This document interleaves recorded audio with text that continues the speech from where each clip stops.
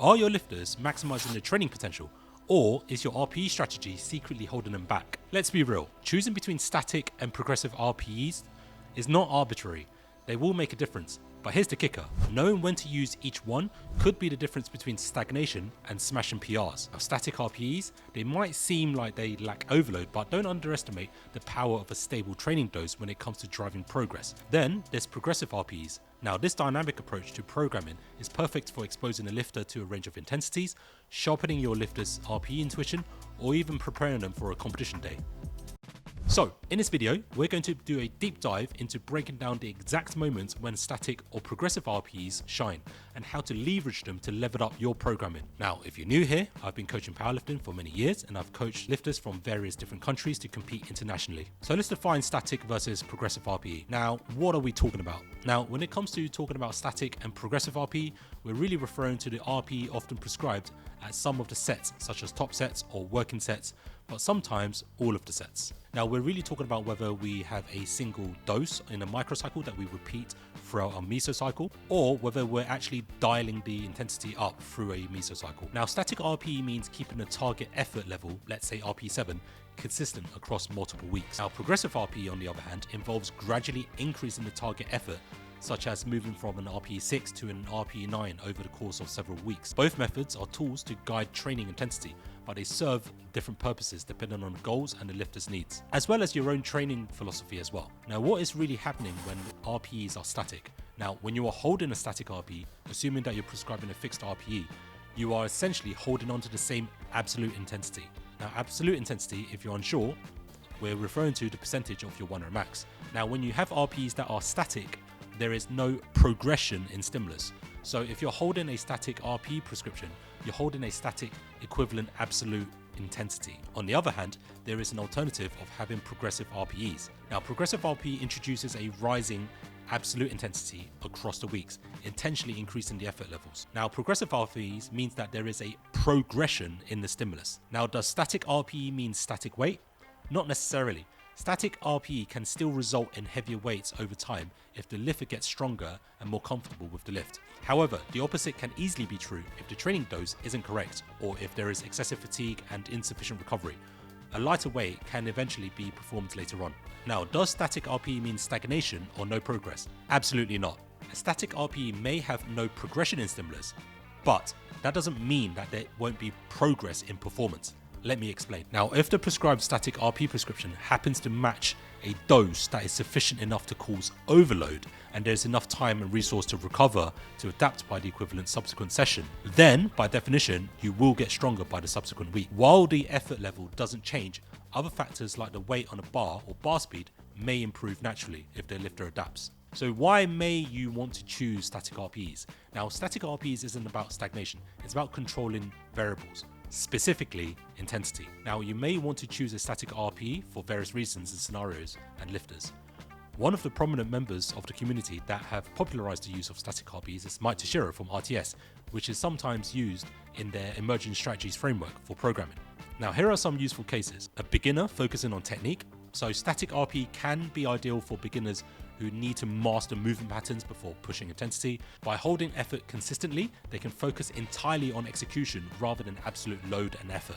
Now, in this scenario, we may choose a lower RPE to communicate the low intensity nature and purpose of the prescription. Next one is linear progress for beginners and intermediates. Now, for beginners and some intermediates, static RPE can provide an optimal level of intensity that the lifter can generally make linear progress in performance on most weeks. The consistency allows lifters to monitor visible increases in performance over time. A really good example of a cookie cutter program that uses an equivalent static RPE is the Texas method. Now, the Texas method, for those who are not familiar, is an intermediate strength program that has existed for many years. Now, the Texas method was popularized by Mark Ripto and Glenn Pendlay, though its exact origins are somewhat unclear. It basically consists of a single microcycle that is performed on a weekly basis. Day 1 is a 5x5 at 90% of the previous week's 5 rep max.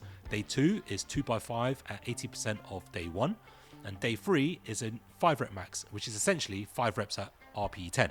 Now, for people in the lifting community, This was a very effective and minimalistic strength program that relies on a static intensity of dose that is repeated. Now, the next reason why you may want to choose a static RPE approach is to assess the efficacy of the secondary day stimuli. Now, static RPE is also particularly useful for primary day sessions for each lift, while dialing up the dose on secondary days in a training program. Now, before I explain this benefit is very specific to those who program a lift for a minimum of twice per week frequency. Now, one of the sessions can be conceptualized as a primary day, and for lifters, a primary day is the hardest day. For some other lifters, the primary day is simply the day where you want performance to show up the strongest. Sometimes the primary day is both the hardest day as well as the strongest day, but sometimes the primary days are similar in nature to the secondary days. Now, various lifters with various lifts will likely need different things for their secondary days. Now, static RPE on primary days allow you to reliably assess the trend in performance over several microcycles or training weeks in a training block. Now, it's through dialing up that volume and intensity on those secondary days, you can see what a lifter may need a bit more of. Now, by keeping the primary day's intensity constant, you can better gauge if the frequency and the recovery periods within a microcycle are appropriate for the lifter's current capabilities as well. And it's through comparing the change in training dose of those secondary days and the performance trends across the weeks and through the block where you can figure out what the lifter may need. Another reason why you may want to choose a static RPE is to assess the microcycle tolerance. Now, similar to assessing the secondary day efficacy, static RPE on all of the training days allows you to evaluate how well a lifter tolerates their training week structure initially.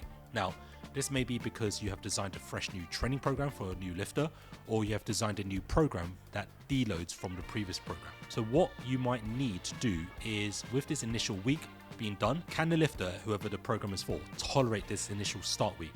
So you may want to have a static RPE initially for 2, maybe even 3 weeks, depending on the situation. Now, if the intensity is too hard or understimulating, you can tell for most lifters after 3 weeks after analysing performance trends, as well as communicating with the athlete and comparing back to previous training programs as well.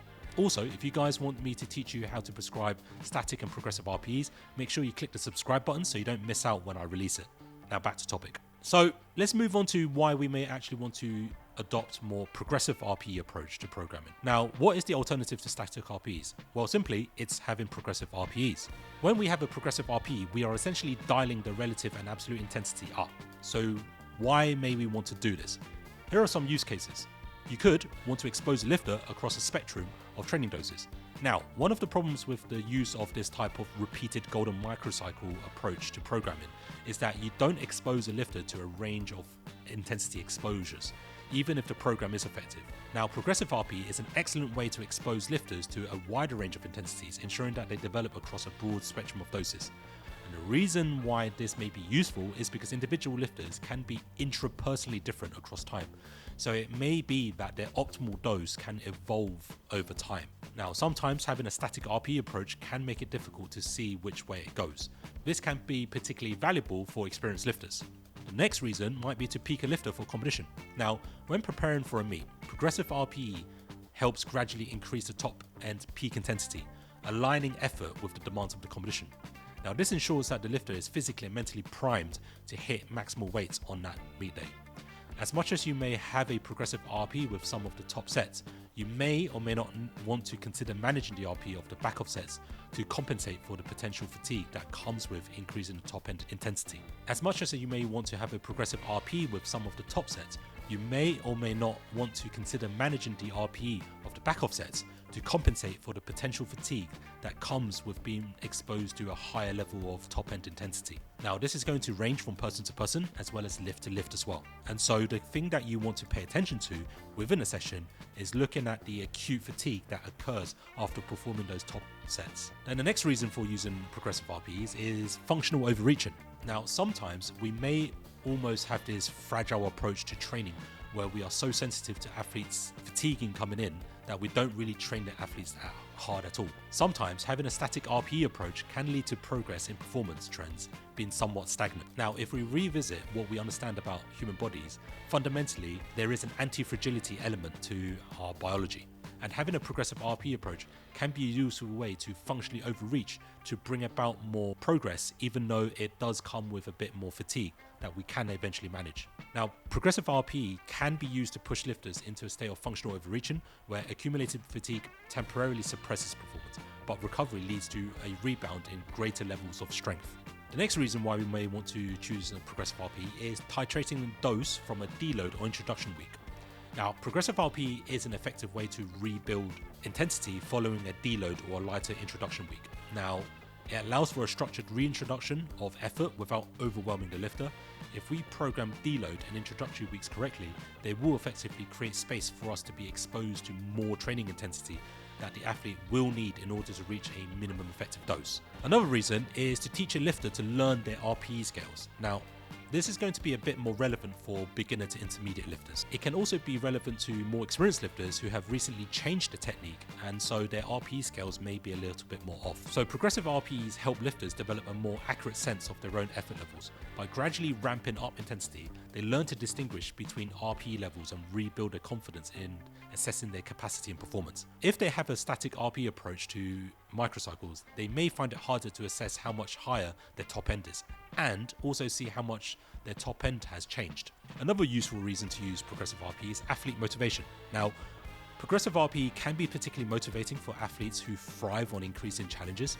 By gradually ramping up the intensity over time, lifters get to experience tangible progress and push their boundaries in a structured way. This sense of progression can help maintain enthusiasm and engagement with the training, especially during longer training blocks. It gives them many short-term goals to aim for at the end of the training blocks as well. So if you guys found this video useful, please check out some of the other videos in the description box below.